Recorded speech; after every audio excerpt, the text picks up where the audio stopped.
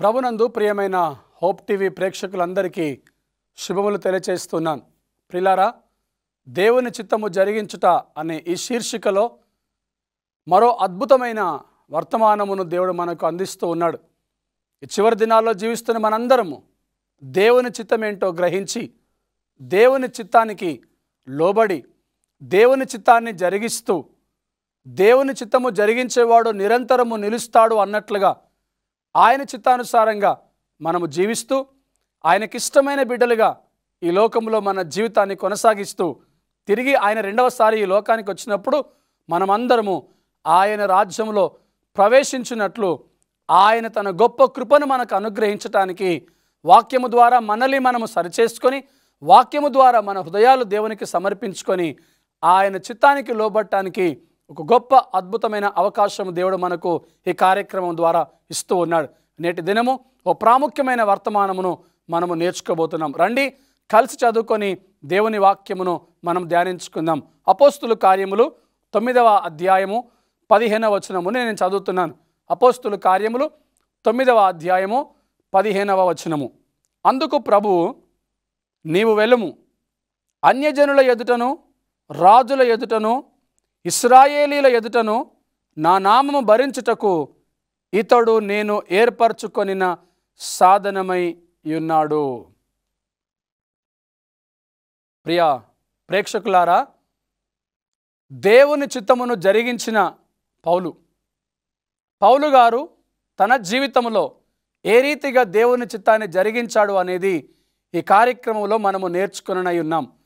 15వ వచనం మనం చదివినట్లయితే, నీవు వెళ్ళుము, అన్యజనుల ఎదుటను రాజుల ఎదుటను ఇశ్రాయేలీల ఎదుటను నా నామమును భరించుటకు ఇతడు నేను ఏర్పరచుకొనిన సాధనమై ఉన్నాడు. భక్తుడైన పౌలు గారు దేవుడు ఏర్పరచుకొనిన సాధనము. దేవుడి పిలుపుకు ముందు ఆయన దేవుని యొక్క సన్నిధిలో ఎవరైతే ప్రార్థిస్తూ ఉన్నారో, ఎవరైతే దేవుని యొక్క సన్నిధిలో భయభక్తులు కలిగి ఉన్నారో వారందరినీ చంపిన క్రూరాతి క్రూరముగా కఠినముగా ప్రవర్తించిన సౌలు ఇప్పుడు దేవుని యొక్క వాక్యానికి లోబడే పరిస్థితి వచ్చింది. దేవుని మాటను విని దేవుని చిత్తానికి లోబడే పరిస్థితి ఇక్కడ ఏర్పడుతుంది. సౌలుగా ఉన్నప్పుడు క్రైస్తవ సంఘాన్ని హింసించి, దూషించి, ద్వేషించి, అపహసించి, కఠినముగా శిక్షించి ఎంతోమందిని చంపినటువంటి సౌలు ఇప్పుడు దేవుని చిత్తంలోనికి వస్తూ ఉన్నాడు. దేవుని చిత్తాన్ని జరిగిస్తున్నటువంటి పౌలు ఇలాంటి క్రూరుడు, ఇలాంటి కఠినాత్ముడు, ఇలాంటి హానికరుడిని, ఇలాంటి దూషకుణ్ణి దేవుడు పిలుచుకొని ఏర్పాటు చేసుకొని ఇతనే నాకు ఒక సాధనమై ఉన్నాడు అని దేవుని యొక్క చిత్తము పౌలు విషయంలో నెరవేరబోతుంది. ప్రియులారా, ఎప్పుడైతే దేవుడు పౌలును పిలిచి మాట్లాడి పట్టుకొని ఉన్నాడో అతనిని పౌలుగా అభిషేకించిన తర్వాత ఇదిగో పౌలు విషయంలో దేవుడు మాట్లాడుతున్నాడు. అన్యజనుల ఎదుటను రాజుల ఎదుటను ఇశ్రాయేలీల ఎదుటను నా నామమును భరించుకొనుటకు. చూడండి, అన్యజనుల ఎదుట, రాజుల ఎదుట, ఇశ్రాయేలీల ఎదుట నా నామమును భరించటానికి నేను ఏర్పరచుకున్నటువంటి సాధనం. ఈరోజు ఈ కడవరి దినాల్లో జీవిస్తున్న నీవు నేను దేవుడు ఏర్పరచుకున్న ఒక సాధనముగా ఉండాలి. దేవుడు ఏర్పరచుకున్న సాధనమైన పౌలు గారు ఎలా జీవిస్తున్నాడు మనం ఒకసారి చూద్దాం. ఆయన యొక్క పరిచర్య జీవితాన్ని మనము చూసినప్పుడు ఆయన ఎంత భయభక్తులు కలిగి తన శక్తికి మించి ప్రయాసపడి ఎన్ని ఆత్మలను సంపాదించాడో, తన పరిచర్యలో ఎన్నో అవమానాలు, నిందలు, కష్టాలు, బాధలు, శ్రమలు, సమస్యలు, ఇబ్బందులు ఎన్ని వచ్చినప్పటికీ కూడా ఆయన వెనుకున్నవి మరచి ముందున్న వాటి వైపే పరిగెడుతూ ఉన్నాడు. పైనున్న వాటిని చూస్తూ గురి యొద్దకే పరిగెడుతున్నాడు పౌలు గారు. ఎందుకు అనంటే ఆయన దేవుడు ఏర్పాటు చేసుకున్నటువంటి ఒక సాధనం.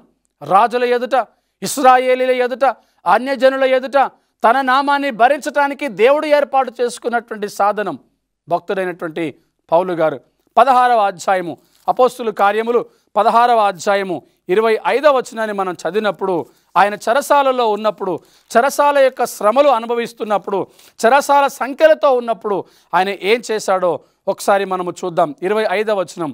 అయితే మధ్యరాత్రి వేళ పౌలును శీలయు దేవునికి ప్రార్థించుచు కీర్తనలు పాడుచుండిరి, ఖైదీలు వినుచుండిరి. ప్రియులారా, దేవుని నామాన్ని భరించటానికి ఏర్పాటు చేయబడిన సాధనమైన పౌలు గారు ఇప్పుడు దేవుని నామంలో ఉన్నాడు, దేవుని పిలుపులో ఉన్నాడు, దేవుని చిత్తములో ఉన్నాడు. దేవుని చిత్తాన్ని జరిగిస్తున్న కారణాన్ని బట్టి పౌలును తీసుకొని వెళ్ళి చెరసాలలో వేశారు. చెరసాలలో ఉన్నప్పుడు సాధారణంగా ఎవరైనా కానీ అయ్యో బాధపడుతూ ఉంటారు. నిందలు, అవమానాలు, కష్టాలు, ఇబ్బందులు వచ్చినప్పుడు బాధలో ఉంటారు.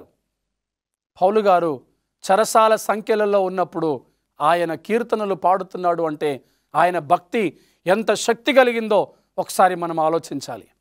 ఎంత బలమైనటువంటి సాధనముగా ఉన్నాడో ఆయన మనము గమనించాలి. ప్రియులారా, చెరసాలలో వేశారు. సువార్తను ప్రకటిస్తున్న కారణాన్ని బట్టి, దేవుని చిత్తాన్ని జరిగిస్తున్న కారణాన్ని బట్టి, దేవుని చేతిలో సాధనముగా వాడబడుతున్న కారణాన్ని బట్టి పౌలును తీసుకుని వెళ్ళి చెరసాలలో వేసినప్పుడు పౌలు శీలలు కలిసి కీర్తనలు పాడుతూ ఉన్నారు, దేవునికి ప్రార్థిస్తూ ఉన్నారు. ఈ ప్రార్థనలు, ఈ కీర్తనలు ఖైదీలు కూడా వింటూ ఉన్నారు. ప్రియులారా, తన పరిచర్య జీవితంలో ఒక మాదిరిని ఉంచినటువంటి పౌలు గారు చెరసాలలో ఉన్నప్పటికీ కూడా, బాధల్లో ఉన్నప్పటికీ కూడా దేవునికి ప్రార్థన చేస్తూ దేవుని నామాన్ని కీర్తిస్తున్నటువంటి బలమైన సాధనము భక్తుడైనటువంటి పౌలు గారు. అప్పుడు వారు ఆ రీతిగా దేవునికి ప్రార్థిస్తున్నప్పుడు, కీర్తనలు పాడుతున్నప్పుడు అకస్మాత్తుగా మహాభూకంపము కలిగెను, చెరసాల పునాదులు అదిరెను, వెంటనే తలుపులన్నీ తెరుచుకొనెను, అందరి బంధకములు ఊడెను. ఒక అద్భుతం జరిగింది. ప్రియులారా, వారు చెరసాలలో ఉన్నప్పుడు బాధలు మర్చిపోయి వారు దేవుణ్ణి స్తుతిస్తూ ఉండగా, ప్రార్థిస్తూ ఉండగా చెరసాల సంఖ్యలు బద్దలైపోయినటువంటి అనుభవము, చెరసాల ఆ యొక్క విడిపోయినటువంటి అనుభవము, అక్కడి నుంచి దేవుని యొక్క ఆశీర్వాదాలు వారు పొందుకున్నట్లు చెరసాలలో ఉన్నప్పటికీ కూడా దేవుని చిత్తాన్ని జరిగిస్తున్నటువంటి భక్తుడు పౌలు గారిని మనం ఇక్కడ చూస్తున్నాం. 20వ అధ్యాయము 9 నుంచి 12 వచనాలు మనం చూసినట్లయితే, అపోస్తుల కార్యములు 20వ అధ్యాయము 9 నుంచి 12 వచనాలు, ఇంకొక పరిచర్య అనుభవము భక్తుడైన పౌలు గారికి ఏర్పడింది. అప్పుడు ఐతుకు అను ఒక యవనస్తుడు కిటికీలోను కూర్చుండి గాఢ నిద్రపోయి పౌలు చాలాసేపు ప్రసంగించుచుండగా నిద్ర భారము వలన జోగి 3వ అంతస్తు నుండి క్రింద పడి చనిపోయిన వాడై ఎత్తబడెను. కొన్ని సందర్భాల్లో దేవుని సేవకులు ఆత్మ ప్రేరేపణను బట్టి చాలాసేపు ప్రసంగిస్తూ ఉంటారు. అది సాధారణమే. దేవుని ప్రేరేపణ, పరిశుద్ధాత్మ శక్తి నడిపింపు వలన దైవ సేవకులు కొన్ని సందర్భాల్లో సమయానికి మించి ప్రసంగిస్తూ ఉంటే విశ్వాసులు తమ ఓపికను నశించుకుంటూ ఉన్నారు, తమ ఓపికను విడిచిపెడుతూ ఉన్నారు. ప్రియులారా, గమనించాలి. ఈ వాక్యాన్ని బట్టి దైవజనుడు సమయానికి మించి మాట్లాడుతూ ఉంటే ఆ మాటను బట్టి నీ ఓపిక నశించిపోయి, నీ సహనము నశించిపోయి ఆడకూడని మాటలను మాట్లాడుతున్నావేమో. ఆ ఓపిక నశించిపోయిన కారణాన్ని బట్టి నీ భక్తిని పాడు చేసుకుంటున్నావేమో. ఇక్కడ కూడా గమనించాలి. ఐతుకు అనొక యవనస్తుడు కిటికీలో కూర్చొని ఉన్నాడు. కూర్చున్నటువంటి వాడు నిద్రపోయాడు. ఎందుకు అంటే పౌలు చాలాసేపు ప్రసంగిస్తూ ఉన్నాడు. పౌలు అనేకమైన విషయాలు మాట్లాడుతున్నాడు, దైవ ప్రేరేపితముగా ప్రసంగిస్తూ ఉన్నాడు. చాలాసేపు ప్రసంగించుచుండగా ఆ పిల్లవాడు, ఆ యవనస్తుడు నిద్ర భారము వలన ఆ కిటికీలో కూర్చున్నాడు కాబట్టి ఆ నిద్ర మత్తులో ఇటు అటు జోగి కింద పడిపోయి చనిపోయినటువంటి వాడై ఎత్తబడ్డాడు. అప్పుడు పౌలు గారు ఏం చేశారంటే క్రిందకు వెళ్ళి అతని మీద పడి కౌగిలించుకొని మీరు తొందరపడకుడి, అతని ప్రాణమతిలో ఉన్నదని చెప్పెను. అతడు మరలా పైకి వచ్చి రొట్టెలు విరిచి పుచ్చుకొని తెల్లవారు వరకు విస్తారముగా సంభాషించి బయలుదేరెను. వారు బ్రతికిన ఆ చిన్నవారిని తీసుకుని వచ్చినప్పుడు వారికి విశేషమైన ఆదరణ కలిగెను. రెండవ అనుభవాన్ని నేను బయలుపరుస్తున్నాను. ప్రియులారా, తన పరిచర్య జీవితంలో తన వాక్యాన్ని ప్రసంగిస్తూ ఉన్నప్పుడు, వాక్యాన్ని బోధిస్తూ ఉన్నప్పుడు, ఎక్కువసేపు ప్రసంగిస్తూ ఉండగా ఒక యవనస్తుడు కిటికీలో కూర్చోండి వాక్యాన్ని వింటూ వింటూ నిద్రలోనికి వెళ్ళిపోయి, గాఢ నిద్రలోనికి వెళ్ళిపోయి, నిద్రమత్తులో జోగి అటు ఇటు జోగి ఆయన కిందికి పడిపోయి మరణించినటువంటి అనుభవం. ఆ పరిస్థితుల్లో పౌలు గారు వెళ్ళి అద్భుతమైన కార్యాన్ని జరిగించి ఆ పిల్లవాడిని సజీవునిగా నిలబెట్టినటువంటి అనుభవం. అనగా తన పరిచర్య జీవితంలో ఎన్నో అవరోధాలు, ఎన్నో ఇబ్బందులు, ఎన్నో ఆటంకాలు అయినప్పటికీ కూడా పౌలు గారు బలమైన సాధనముగా దేవుని చేతిలో వాడబడుతున్నారు. అపోస్తుల కార్యములు 9వ అధ్యాయం 15వ వచనంలో మనం చూసుకున్నాం. ఇతడే నేను ఏర్పాటు చేసుకున్న నా సాధనమై ఉన్నాడు, రాజుల ఎదుట, ఇశ్రాయేలీల ఎదుట, అన్యజనుల ఎదుట అతడు నా నామాన్ని భరిస్తాడు. నేను ఏర్పాటు చేసుకున్న సాధనం, ఆ సాధనం ఇప్పుడు బలముగా వాడబడుతున్నట్లు ఈ యొక్క అధ్యాయంలో, ఈ వచనంలో మనం గమనిస్తున్నాం. ఫిలిప్పీలకు రాసిన పత్రిక 4వ అధ్యాయము 13వ వచనాన్ని మనం చదువుకుందాం. ఫిలిప్పీలకు రాసిన పత్రిక 4వ అధ్యాయము 13వ వచనాన్ని మనం చదువుకుందాం. నన్ను బలపరచువాని యందే నేను సమస్తమును చేయగలను. ప్రియులారా, భక్తుడైనటువంటి పౌలు గారు మాట్లాడుతున్నారు. నేను ఎన్నో శ్రమలు, ఎన్నో ఇబ్బందులు ఎదుర్కొన్నాను, ఎన్నో అవమానాలు, ఎన్నో నిందలు ఎదుర్కొన్నాను. ఇదిగో సౌలుగా ఉన్నప్పుడు ఆయన సంఘాన్ని హింసించిన కారణాన్ని బట్టి, దూషించిన కారణాన్ని బట్టి, అనేకులను చంపివేసిన కారణాన్ని బట్టి, ఇదిగో ఆయన వీధుల్లోనికి వచ్చి వాక్యాన్ని బోధిస్తూ ఉంటే ఈ వ్యక్తి ఇదిగో ఇంకొక వేషము వేసుకొని మా యొద్దకు వచ్చాడు, మమ్మల్ని చంపడానికి వచ్చాడు, ఇదిగో మమ్మల్ని హింసించడానికి వచ్చాడు అని రక్షణ పొందుకున్న ఆ తొలి దినాల్లో, సువార్త ప్రకటిస్తున్న ఆ తొలి దినాల్లో ఎవరు కూడా పౌలు మాట వినలేదు ప్రియులారా. పౌలు రక్షణ సువార్తను ఎవరు వినలేదు ప్రియులారా. కారణం ఏంటంటే నిన్నటి వరకు సంఘాన్ని దూషించినటువంటి ఈయన ఈరోజు ఇంకొక వేషం వేసుకొని మా దగ్గరికి వచ్చాడు, మమ్మల్ని చంపడానికే ఈ యొక్క వేషంలో ఉన్నాడని సువార్తను అంగీకరించలేదు ప్రియులారా. అయినప్పటికీ అన్నీ భరించి, అన్నీ సహిస్తూ ముందుకు సాగుతున్నటువంటి పౌలు గారు. కొన్నిసార్లు నేను కొట్టబడ్డాను, కొన్నిసార్లు నేను అనేకుల చేత అవమానించబడ్డాను, కొన్నిసార్లు నేను నిందల పాలయ్యాను, కొన్నిసార్లు నన్ను పాము ఖర్చు వేసింది. ఈ రకంగా అనేకమైన విషయాలు ఆయన చెబుతూ ఉంటాడు. ఆయన అంటాడు ప్రభువారు, ఇదిగో ప్రభుతో అంటున్నాడు ఆయన, నన్ను బలపరచువాని యందే నేను సమస్తమును చేయగలను. ప్రభు ఆయనను బలపరుస్తున్నాడు కాబట్టి, ఆయన బలపరుస్తున్న కారణాన్ని బట్టి తన బలహీనతలో నుంచి బయటికి వచ్చినటువంటి పౌలు గారు నన్ను బలపరచువాని యందే నేను సమస్తమును చేస్తూ ఉన్నాను. ఈరోజు ప్రియులారా, ఈ కార్యక్రమాన్ని వీక్షిస్తున్న మీరందరూ కూడా ఏ విషయమైతే నేను బలహీనపరుస్తుందో, ఏ విషయంలో నువ్వు బలహీనముగా ఉన్నావో ఆయన నేను బలపరచువాడై ఉన్నాడు కనుక ఆయన మీద నేను ఆనుకున్నట్లయితే, ఆయన మీదనే నువ్వు నీ మనసును పెట్టినట్లయితే, ఆయన చిత్తానికి నువ్వు లోబడ్డట్లయితే నిన్ను ఆయన బలపరచువాడై ఉన్నాడు. ఆయన నిన్ను బలపరుస్తాడు కాబట్టి నీవు కూడా సమస్తమును చేయగలుగుతావు. కారణం ఏంటంటే భక్తుడైన పౌలు అంటున్నాడు, నన్ను బలపరచువాని యందే నేను సమస్తమును చేయగలుగుతాను. ఇంకొక అద్భుతమైనటువంటి మాట 3వ అధ్యాయము 14వ వచనంలో చూస్తే అద్భుతమైనటువంటి మాట ఇక్కడ మనకు రాయబడింది. క్రీస్తు యేసునందు దేవుని ఉన్నతమైన పిలుపునకు కలుగు బహుమానము పొందవలనని గురి యొద్దకే పరిగెత్తుచున్నాను. ఇంతకుముందు అన్నాడు, నన్ను బలపరచువాని యందే నేను సమస్తము చేయగలను. ఇప్పుడు అంటున్నాడు, క్రీస్తు యేసునందు నా కొరకు ఉన్నతమైన పిలుపుకు కలిగే బహుమానమును పొందుకోవటానికి గురి యొద్దకు పరిగెడుతున్నాను. ఆయన ఈ లోకములో ఉన్న సమస్తముకు మించినటువంటి ఉన్నతమైన బహుమానం ఆయన ఇవ్వబోతున్నాడు. లోకమును దాని ఆశయు గతించును, దేవుని చిత్తము జరిగించువాడు నిరంతరము నిలుచును. అవును ప్రియులారా, ఈ లోకంలో ఎన్నో బహుమానాలు, ఎన్నో గొప్ప గొప్ప ఆధిక్యతలు ఎన్నో ఉన్నాయి. అవన్నీ ఒకనాడు గతించిపోతాయి. కానీ ఉన్నతమైన బహుమానం మనందరి కొరకు ఒకటి ఉన్నది. అదే దేవుడిచ్చేటటువంటి ఆ బహుమానం. గురి యొద్దకు మనం పరిగెత్తినట్లయితే, ఇదిగో గురి యొద్దకు మనం పరిగెత్తినట్లయితే ఆ ఉన్నతమైన బహుమానాన్ని ఆయన మనకు ఇవ్వనై ఉన్నాడు.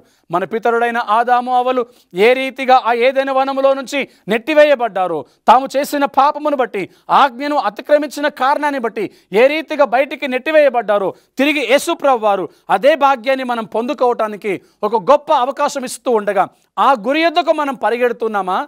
ఆ పిలుపుకు కలిగిన బహుమానం పొందుకోవాలని ఆ గురి యొద్దకు పరిగెడుతున్నామా? పౌలు గారిని కూడా పిలిచినప్పుడు ఆయన పిలుపుకు లోబడ్డాడు, దేవుని చిత్తానికి లోబడ్డాడు. అందుకే ఆయన అంటున్నాడు, ఆ పిలుపునకు కలుగు బహుమానం పొందుకోవటానికి నేను గురి యొద్దకు పరిగెడుతున్నాను. ఫిలిప్పీలకు రాసిన పత్రిక 1వ అధ్యాయము 21వ వచనంలో, నా మట్టుకైతే బ్రతుకుట క్రీస్తే, చావైతే లాభము. ఎంతో బలపరిచేటటువంటి మాట ఇది ప్రియులారా, ఎంతో ఆశీర్వాదకరమైనటువంటి మాట ఇది ప్రియులారా. ప్రతి క్రైస్తవుడు ప్రతి దినము ఈ మాట చెప్పవలసి ఉన్నది. నా మట్టుకైతే బ్రతుకుట క్రీస్తే, చావైతే లాభము. దేవుని చిత్తాన్ని జరిగించే ప్రతి క్రైస్తవుడు ఈ మాటను తన జీవితంలో అన్వయించుకోవాలి. అప్పుడే దేవుని చిత్తము సంపూర్ణముగా నెరవేర్చబడుతుంది. దేవుని పిలుపుకు లోబడ్డటువంటి పౌలు, దేవుని పరిచర్య జరిగిస్తున్నటువంటి పౌలు, అన్యజనుల ఎదుట ఆయన నామాన్ని భరించవలసిన పౌలు, ఇశ్రాయేలు ఎదుట ఆయన నామాన్ని భరించవలసిన పౌలు, రాజుల ఎదుట ఆయన నామాన్ని భరించవలసిన పౌలు ఆ సాధనం అంటున్న మాట, నా మట్టుకైతే బ్రతుకుట క్రీస్తే, చావైతే మేలే. 2వ అధ్యాయం 21వ వచనములో, అందరూ తమ సొంత కార్యములనే చూచుచున్నారు కానీ యేసు కార్యములను చూడరు. ఈ ప్రయాసము, ఈ భారము దేవుని చిత్తాన్ని జరిగిస్తున్న పౌలు గారికి ఉన్నది ప్రియులారా. అందుకే 2వ అధ్యాయం 21లో అంటాడు, అందరూ తమ సొంత కార్యములను చూచుచున్నారు కానీ ఎవడునూ యేసుక్రీస్తు కార్యములను చూడట్లేదు. అంటే పరిచర్యలో తనకున్నటువంటి భారం ఎలా ఉన్నదో చూడండి. ఆత్మల సంపాదన పట్ల తన భారం ఎలా ఉన్నదో చూడండి. నశించిపోతున్న వారిని వెతికి రక్షించడానికి తను ఏ రీతిగా ప్రయాసపడుతున్నాడో, తన హృదయ వాంఛలు ఎలా ఉన్నాయో గమనించండి ప్రియులారా. ఒకప్పుడు సంఘాన్ని దూషించిన వాడు, ఒకప్పుడు క్రీస్తు నామాన్ని ద్వేషించిన వాడు ఈరోజు క్రీస్తు కొరకు ఎంత ప్రయాసముతో ఉన్నాడో చూడండి, ఎంత భారముతో ఉన్నాడో చూడండి. ఎవరి పనులు వారు చూసుకుంటున్నారయ్యా. దేవుని పనులు ఎవరు చూసుకుంటున్నారు? దేవుని కార్యాలు ఎవరు చూసుకుంటున్నారు? దేవుని సంఘము గురించి ఎవరు ఆలోచిస్తున్నారు? దేవుని ఉద్దేశములు ఎవరు నెరవేరుస్తున్నారు? దేవుని ప్రణాళికకు ఎవరు లోబడుతున్నారు? దేవుని చిత్తాన్ని ఎవరు జరిగిస్తున్నారు అని తన హృదయంలో తప్పిస్తున్నాడు భక్తుడైనటువంటి పౌలు గారు. దేవుని చిత్తాన్ని జరిగించేటటువంటి వ్యక్తి ఈ రీతిగా జీవించాలని మరి పౌలు గారి దగ్గర నుంచి మనం నేర్చుకుంటున్నాం. 1 తెస్సలోనికి రాసిన పత్రిక 2వ అధ్యాయము 9వ వచనాన్ని మనం చదువుకుందాం. 1 తెస్సలోనికి రాసిన పత్రిక 2వ అధ్యాయము 9వ వచనములో చూస్తే, అవును సహోదరులారా, మా ప్రయాసమును కష్టమును మీకు జ్ఞాపకం ఉన్నది కదా. మేము మీలో ఎవరికైనాను భారముగా ఉండకూడదని రాత్రింబగలు కష్టము చేసి జీవనము చేయుచు మీకు దేవుని సువార్త ప్రకటించితిమి. ఎందుకు ఆయనను పిలుచుకున్నాడండి? అన్యజనుల ఎదుట, రాజుల ఎదుట, ఇశ్రాయేలీ ఎదుట నా నామాన్ని భరించటానికి నేను ఆయనను సాధనముగా ఎన్నుకున్నానని దేవుని వాక్యం. పౌలు గారితో దేవుడు మాట్లాడుతూ ఆయనను ఎన్నుకున్నటువంటి వ్యక్తి, సాధనముగా నిలబెట్టినటువంటి వ్యక్తి ఇప్పుడు చెప్తున్న మాట ఏంటో తెలిసిన 9వ వచనంలో అంటున్నాడు, అవును సహోదరులారా, మీ అందరికీ తెలుసు కదా, మా ప్రయాసము మా కష్టమేంటో మీకు తెలిసి ఉన్నది కదా, మీకు జ్ఞాపకం ఉన్నది కదా. మేము మీలో ఎవరికైనాను భారముగా ఉండకూడదని రాత్రింబగలు కష్టము చేస్తూ జీవనము చేయొచ్చు మీ ఎదుట మీకు దేవుని సువార్తను ప్రకటిస్తున్నాం. అందుకే పౌలు గారు తన యొక్క వ్యక్తిగత జీవితంలో డేరాలు కుట్టుకుంటూ ఎవరి మీద ఆధారపడకుండా, ఎవరికి ఇబ్బంది కలుగ చేయకూడదనే ఉద్దేశముతో, ఒకరికి భారముగా ఉండకూడదనే ఉద్దేశముతో తన సొంత పని తాను చేసుకుంటూ, రాత్రుల్లో తన కొరకు పని చేసుకుంటూ, పగలు దేవుని కొరకు పని చేసేటటువంటి ఓ బలమైనటువంటి సాధనమే అపోస్తులుడైనటువంటి పౌలు గారు. క్రొత్త నిబంధన కాలములో, అపోస్తుల కాలములో బలమైన పరిచర్య జరిగించినటువంటి నాయకుడు, బలమైన పరిచర్య జరిగించినటువంటి సువార్థికుడు, బలమైన పరిచర్య జరిగించినటువంటి అపోస్తులుడు పౌలు గారు అంటున్నారు, మేము మీలో ఎవరికి భారముగా ఉండకూడదని మేము రాత్రుల్లో మా జీవనాన్ని కొనసాగిస్తూ మా పని చేసుకుంటూ మీలో ఎవరికి భారముగా ఉండకూడదు అని రాత్రింబగలు కష్టపడి పని చేసుకుంటూ మీకు మేము సువార్తను ప్రకటిస్తున్నాము. సువార్త ప్రకటించకపోతే నాకు శ్రమ అన్నాడు పౌలు గారు. ప్రియులారా, ఈ యొక్క సువార్తను ప్రకటించడానికి ఎవరికి భారముగా ఉండకూడదని రాత్రింబగలు కష్టించి పనిచేసేటటువంటి వాడు, దేవుని చిత్తాన్ని జరిగించే వ్యక్తి ఈ రీతిగా మరి ఎలాగ ముందుకు సాగుతున్నాడో భక్తులైనటువంటి పౌలు విషయంలో మనం గమనిస్తున్నాం. 2వ తిమోతికి రాసిన పత్రిక 4వ అధ్యాయము 7వ వచనం మనం చదువుకున్నట్లయితే, 2వ తిమోతిలకు రాసిన పత్రిక 4వ అధ్యాయము 7వ వచనంలో ఈ రీతిగా రాయబడింది, మంచి పోరాటము పోరాడి తిని నా పరుగు కడముట్టించి తిని విశ్వాసమును కాపాడుకుంటుని. అంటే పౌలు గారి జీవితంలో ఆఖరి భాగాన్ని మనం చూసినప్పుడు తన యొక్క పరిచర్య ఆఖరి ముగింపు భాగంలో అంటాడు, ఈ మాట చెప్పాలి అంటే ఎవరికైనా గుండె ధైర్యం కావాలి. ఇక్కడ చూడండి, మంచి పోరాటము పోరాడి తిని యేసు ప్రభువారు ఎందుకైతే నన్ను పిలుచుకున్నారో, నా ఆత్మీయ పోరాటంలో ఇదిగో నేను మంచి పోరాటమే పోరాడాను, నా పరుగును కడముట్టించాను, నా విశ్వాసాన్ని కాపాడుకున్నాను, ఇక మీదట నా కొరకు నీతి కిరీటం ఉంచబడి ఉన్నది, గొప్ప సాక్ష్యం ఇస్తున్నాడు. ప్రియులారా, దేవుని చిత్తాన్ని జరిగించే ప్రతి క్రైస్తవుడు, దేవుని చిత్తాన్ని జరిగించే ప్రతి వ్యక్తి ఈ రీతిగానే మాట్లాడతాడు. తాను ఖచ్చితంగా చెప్తూ ఉన్నాడు, నిశ్చయముగా నా కొరకు నీతి కిరీటం ఉంచబడింది. కారణం ఏంటంటే నేను నా విశ్వాస పోరాటంలో, ఆత్మీయ పోరాటంలో మంచి పోరాటమనే నేను పోరాడి ఉన్నాను, నా పరుగును నేను కరముట్టించి ఉన్నాను. ఇంతకుముందు మనం చదువుకున్నాం, గురి యొద్దకే నేను పరిగెడుతున్నాను. ఆ గురి యొద్దకు పరిగెత్తాడు కాబట్టి, ఆ పరుగును కడముట్టించాడు కాబట్టి నా కొరకు నీతి కిరీటం ఉంచబడి ఉన్నది అని బయలుపరుస్తూ ఉన్నాడు, రుడిపరుస్తూ ఉన్నాడు. ప్రియులారా, నా విశ్వాసాన్ని నేను కాపాడుకుంటున్నాను అంటున్నాడు. మన ఆత్మీయ జీవితంలో కూడా మన యొక్క ఆత్మీయ జీవితంలో మంచి పోరాటం పోరాడుతున్నామా? పరుగును కడముట్టిస్తున్నామా? విశ్వాసమును కాపాడుకుంటున్నామా? ఒకసారి ఆలోచన చేద్దాం. 1 పేతురు 2వ అధ్యాయము 4వ అధ్యాయము 19వ వచనాన్ని మనం చూసుకుందాం. 1 పేతురు 4వ అధ్యాయము 19వ వచనములో, కాబట్టి దేవుని చిత్త ప్రకారము బాధపడువారు సత్ప్రవర్తన గలవారై నమ్మకమైన సృష్టికర్తకు తమ ఆత్మలను అప్పగించుకొనవలెను. పౌలు గారు ఇస్తున్న ఒక హెచ్చరిక మనందరికీ. పౌలు గారి దగ్గర నుంచి వస్తున్నటువంటి ఒక హెచ్చరిక ఏంటంటే, ఇదిగో దేవుని చిత్త ప్రకారము బాధపడువారు సత్ప్రవర్తన గలవారై నమ్మకమైన సృష్టికర్తకు తమ ఆత్మలను అప్పగించుకోవాలంట.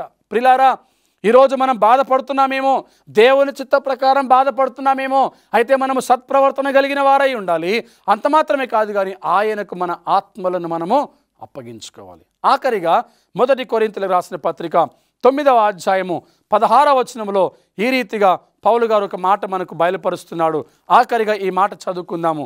1 కొరింథీయులకు రాసిన పత్రిక 9వ అధ్యాయము 16వ వచనాన్ని మనం చూసుకున్నట్లయితే, నేను సువార్తను ప్రకటించుచున్నాను, నాకు అతిశయ కారణము లేదు, సువార్తను ప్రకటించవలసిన భారము నా మీద మోపబడి ఉన్నది.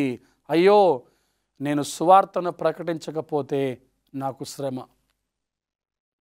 అద్భుతమైన నీతి పాఠం దేవుని చిత్తాన్ని జరిగిస్తున్న పౌలు గారి దగ్గర నుంచి మనం నేర్చుకుంటున్నాం. చూడండి, నేను సువార్తను ప్రకటించుచున్నాను, నాకు అతిశయ కారణము లేదు, అయితే సువార్తను ప్రకటించవలసిన భారము నా మీద మోపబడి ఉన్నది. అవును కదండి, సువార్తను ప్రకటించడానికే అన్యజనుల ఎదుట, రాజుల ఎదుట, ఇశ్రాయేలు ఎదుట సువార్తను ప్రకటించడానికి, నా నామాన్ని భరించడానికే నేను ఏర్పాటు చేసుకున్న సాధనమని యేసుప్రభువు వారు అని ఉన్నారు కదా. ఇప్పుడు పౌలు గారు అంటున్నారు, సువార్తను ప్రకటించవలసిన భారము యేసుప్రభువు వారు నా మీద మోపి ఉన్నారు. అయ్యో, నేను సువార్తను ప్రకటించకపోయిన ఎడలా నాకు శ్రమ. ఎందరూ ఈ రోజున ఈ మాట మాట్లాడుతున్నారు ప్రియులారా? ఎంతమంది ఈ రీతిగా దేవుని చిత్తానికి లోబడుతున్నారు ప్రియులారా? నీవు పిలువబడ్డ కారణాన్ని బట్టి, నువ్వు ఏర్పాటు చేయబడిన కారణాన్ని బట్టి, నీ దర్శనమును బట్టి, నీ పిలుపును బట్టి, ఇదిగో నేను సువార్తను ప్రకటించకపోతే నాకు శ్రమ, నేను పిలువబడిందే దానికోసము అని దేవుని యొక్క సేవకుడైన పౌలుగా చెబుతూ ఉండగా, దేవుని చిత్తానికి లోబడవలసిన నీవు నేను, దేవుని పిలుపుకు లోబడవలసిన నీవు నేను, దేవుడు మనల్ని ఏర్పాటు చేసుకున్న కారణాన్ని బట్టి, మనము కూడా ఆయన పిలిచిన కారణాన్ని బట్టి, ఆయన ఏర్పాటు చేసుకున్న కారణాన్ని బట్టి, అయ్యో నీ పిలుపును బట్టి నేను నీ పిలుపుకు లోబడలేనే, నీ యొక్క దర్శనమును బట్టి ఆ దర్శనానికి నేను లోబడలేనే, నీ చిత్తాన్ని జరిగించట్లేనే అని నీలో ఒక ప్రశ్న వచ్చి ఉన్నదా? పౌలు గారు సువార్తను ప్రకటించడానికి పిలువబడ్డాడు. పౌలు గారి మీద సువార్త భారం ఉన్నది, అందుకని సువార్తను ప్రకటించకపోతే నాకు శ్రమ అంటున్నాడు. దేవుడు నీ మీద భారం పెట్టి ఉన్నాడు, ఆయన తన కాడిని నీ మీద మోపి ఉన్నాడు. ఆ కాడి నీవు మోయకపోతే నీకు శ్రమ, నాకు శ్రమ. యవన కాలమున కాడి మోయట నరునికి మేలు అని సెలవిచ్చిన రీతిగా ప్రియులారా, దేవుని చిత్తాన్ని జరిగించడానికి ఆయన నీ మీద మోపిన భారాన్ని బట్టి ఆ భారమును మోయడానికి నువ్వు సిద్ధముగా ఉన్నావా? భక్తుడైన పౌలు వలె ఆయన చిత్తాన్ని నెరవేర్చడానికి నిన్ను నీవు సజీవ యాగముగా భక్తుడైన పౌలు వలె దేవునికి సమర్పించుకోవడానికి సిద్ధముగా ఉన్నావా? కళ్ళు మూసుకుంటే మనం ప్రార్థన చేసుకొని దేవుని శక్తిని పొందుకుందాం. పరమ తండ్రి, పరిశుద్ధుడా, మీకు స్తోత్రములు నాయన. చక్కటి అద్భుతమైన వాక్యమును మీరు మాకు బోధించి ఉన్నారు. పౌలు గారు నాయన మీ మాటకు లోబడ్డప్పుడు, మీరు ఏర్పాటు చేసుకున్న సాధనమై ఉన్నప్పుడు ప్రభువా, మీ చిత్తానికి లోబడి, మీ మాటకు లోబడి, మీ చిత్తాన్ని జరిగించటానికి మీరు మోపిన ఆ సువార్త భారమును ఆయన మోస్తూ ఉన్నాడు. స్వార్థను ప్రకటించకపోతే నాకు శ్రమ అన్నాడు. నా మట్టుకైతే బ్రతుకుట మేలే, నా మట్టుకైతే బ్రతుకుట క్రీస్తే, చావైతే మేలు అన్నాడు. గురి యొద్దకే పరిగెత్తుచున్నాను అన్నాడు. మంచి పోరాటము పోరాడి ఉన్నాను, నా విశ్వాసాన్ని కాపాడుకున్నాను, నా పరుగును కడముట్టించి ఉన్నాను, నా కొరకు నీతి కిరీటం ఉంచబడి ఉన్నదని సాక్ష్యం ఇస్తున్నాడు. మేము కూడా నైనా మీ పిలుపుకు లోబడి, మీ చిత్తానికి లోబడి, ఈ చివరి దినాల్లో మీ చిత్తాన్ని జరిగిస్తూ మీ కొరకు బలమైన సాధనములుగా జీవించడానికి మీ ప్రత్యేకమైన అభిషేకం మాకు అందరికీ దయచేయమని, ప్రియ ప్రేక్షకులను వారి కుటుంబాలను దీవించి వారి అవసరతలు అక్కర్లు తీర్చమని యేసుక్రీస్తు నామం పేరిట ప్రార్థిస్తున్నాము తండ్రి. ఆమేన్.